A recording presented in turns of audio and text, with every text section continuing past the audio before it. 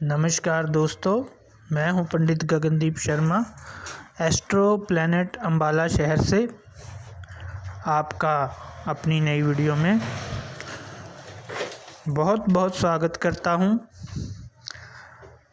मैं हूं ज्योतिषी, वास्तुशास्त्री, लाल किताब एक्सपर्ट और रत्न विशेषज्ञ। दोस्तों, आज का हमारी वीडियो का टॉपिक है सूर्य ग्रह के उपायों के बारे में। अगर आपके प्रथम भाव का सूर्य है कुंडली में, तो आपको क्या उपाय करने चाहिए और क्या नियमों का आपको पालन करना चाहिए जिससे आपको उस सूर्य के अच्छे फल मिले और बुरे फल ना मिले। तो आइए बिना समय गवाए शुरू करते हैं।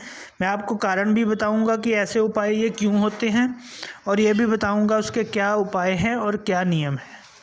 तो दोस्तों, जब सूर्य आपके प्रथम भाव में होगा कुंडली में, तो प्रथम भाव का जो कारक ग्रह है, जो प्रथम भाव का स्वामी ग्रह है, लाल किताब के अनुसार पहला भाव मेष राशि बनता है और उसका स्वामी होता है मंगल।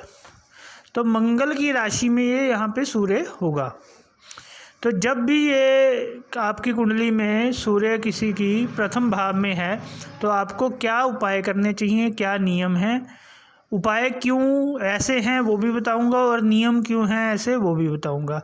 मैं इसलिए सारा कुछ बताना चाहता हूं ताकि आपको समझ सको कि ये उपाय कोई ऐसी बातें नहीं है कि उपाय कोई अंधविश्वास है या कुछ है या कोई ऐसे तुक्के लगा रखे हैं। इनके पीछे बड़ा वैज्ञानिक रहस्य छुपा हुआ है।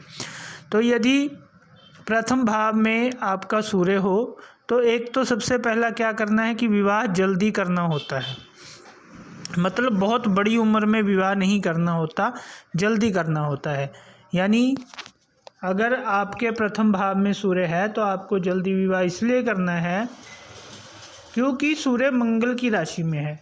एक तो मंगल युद्ध का, ताकत का, पुरुषार्थ का, मेहनत का बलवान ग्रह, उसमें आ गया सूर्य। तो सूर्य जब मंगल की राशि में आएगा तो आदमी के अंदर गर्मी, आदमी के अंदर तेज बहुत बढ़ जाता है। तो अगर हम उसकी शादी जल्दी कर दें तो वो उसकी जो ऊर्जा है शरीर की, एक तो वो काम में लग जाएगा। इसके दोनों एस्पेक्ट्स होते हैं। एक तो वो आदमी काम में लग जाता है, काम में लगने के कारण उसकी जो एक्स्ट्रा एनर्जी है, जो वो बहुत ज़्यादा तेज है उसका, वो उस काम में निकल जाता है। दूसरा, संभोग के माध्यम से उसकी एनर्जी का क्षय होता रहता है, जिससे उसकी एनर्जी का बैलेंस बना रहता है। तो अगर वो सूर्य पहले वाला विवाह लेट करता है तो बहुत सी संभावनाएं हैं कि वो कैरेक्टरलेस हो जाए या उसका चरित्र किसी तरह से पतित हो जाए या वो कुछ गड़बड़ कर दे। तो ऐसे ही इन चीज़ों को ध्यान में रखे हुए ही ये उपाय बनाए गए हैं। दूसरा क्या है कि अगर आपका सूर्य पहले भाव में है तो आपको पानी का कहीं कूलर, पानी का, जल का दान करना चाहिए।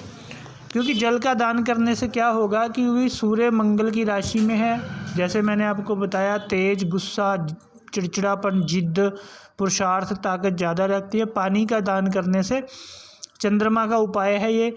कूलर इसलिए लगवाते हैं क्योंकि अगर आप छबील लगा के पानी का दान करोगे तो 1 दिन करोगे, 2 दिन करोगे, लेकिन पानी का अगर आप नल लगवा दोगे या कूलर लगवा दोगे तो आप रेगुलर पानी का दान करते जा रहे हो। आप भूल भी जाओगे नल लगवा के, लेकिन आपका वो दान चलता रहेगा। तो इसलिए पानी का दान बताया गया है कि नल लगवा दें। तो ये सूर्य का प्रथम भाव का उपाय है। और तीसरा आपने क्या करना है कि दिन के समय संभोग ना करें। सूर्य अगर प्रथम भाव में है तो दिन के समय संभोग नहीं करना चाहिए, क्योंकि सूर्य आपका जो लगन में एक तरह से स्वामी है, आपका देवता है।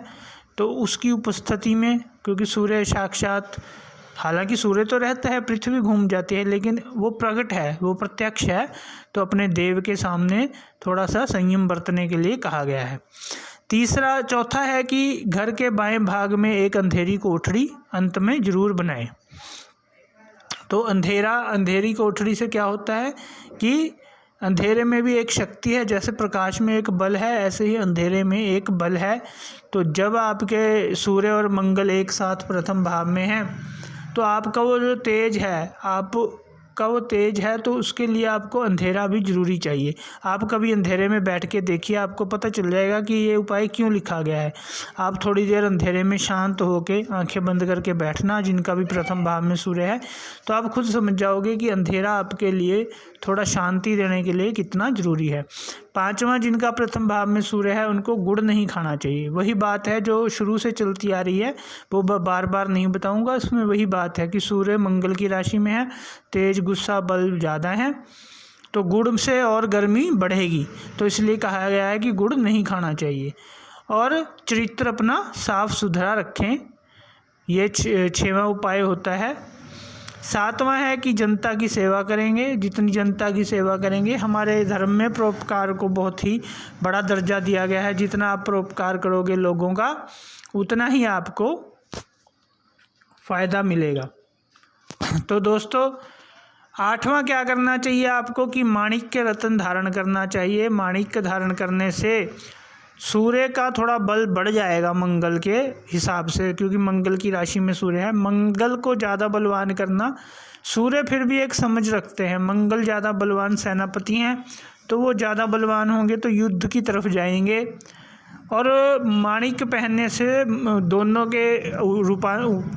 के मुकाबले सूर्य का ताकत थोड़ी बढ़ जाएगी, जिससे कि एक राजा भी आ जाएगा। सिर्फ एक सेनापति नहीं, एक राजा क्या करता है, अगर मान लो किसी देश पे कोई दूसरा देश ज़रा सी हरकत कर दे, जैसे पाकिस्तान इंडिया ऐसे कुछ हरकत कर दे, तो आपने देखा होगा सेना अध्यक्ष एकदम एक्टिव हो जाते हैं और बोलते हैं कि एक बार हमें ऑर्डर दीजिए, हम अभी दिखा देते हैं इनको, हम वहाँ जाके सांस लेंगे। वो अपना पूरा जोर दिखाते हैं।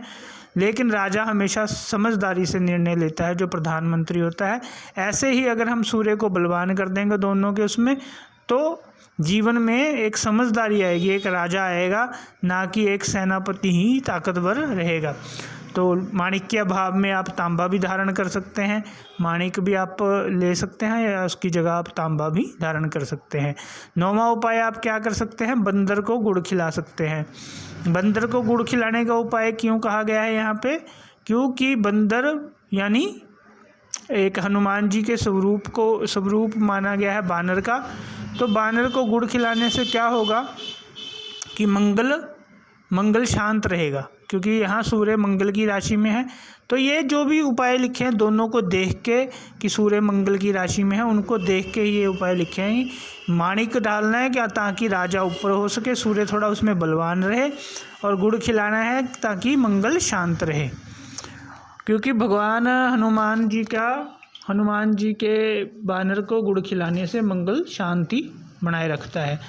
और चारपाई के पैरों में तांबे की कील गाड़ें। जो आपकी चारपाई है जिस पे आप अगर लकड़ी की है तो उसमें, या बेड है उसमें तांबे की कील गाड़ें, जिससे कि आपको सूर्य का जो तेज है वो मिलता रहे, सूर्य के जो शुभ गुण है वो मिलते रहें। बिना मेहनत का कोई भी धन अपने पास ना रखें। कोई भी बिना मेहनत किए अपने पास धन ना रखें, ये उपाय का एक हिस्सा है। इससे ये भी क्यों है इसके बारे में बताता हूँ, क्योंकि आप बने ही बहुत ज़्यादा श्रम और मेहनत करने के लिए। आपको भगवान ने इतना तेज दिया है, जिनका सूर्य लगन में है और मजबूत स्थिति में है, वैदिक के हिसाब से भी मजबूत है। आपको बनाया ही इसलिए गया है भगवान की तरफ से, ताकि आप पूरी मेहनत करो। अगर आप मेहनत करें बिना पैसा रखते हो तो उससे क्या होगा, आपको आदत पड़ जाएगी बिना मेहनत के कमाने की। और अगर आपको ऐसी आदत पड़ेगी तो आप ज़्यादा लंबा जीवन नहीं हंसी खुशी से निकाल पाओगे, क्योंकि वही एनर्जी, वही तेज रोग बन जाएगा खाली बैठने से। तो इन चीज़ों को ध्यान में रख के ये उपाय और नियम बनाए जाते हैं। तो दोस्तों, ये थे आपके प्रथम भाव के उपाय। कैसी लगी आपको वीडियो ज़रूर बताएं। जय माता दी।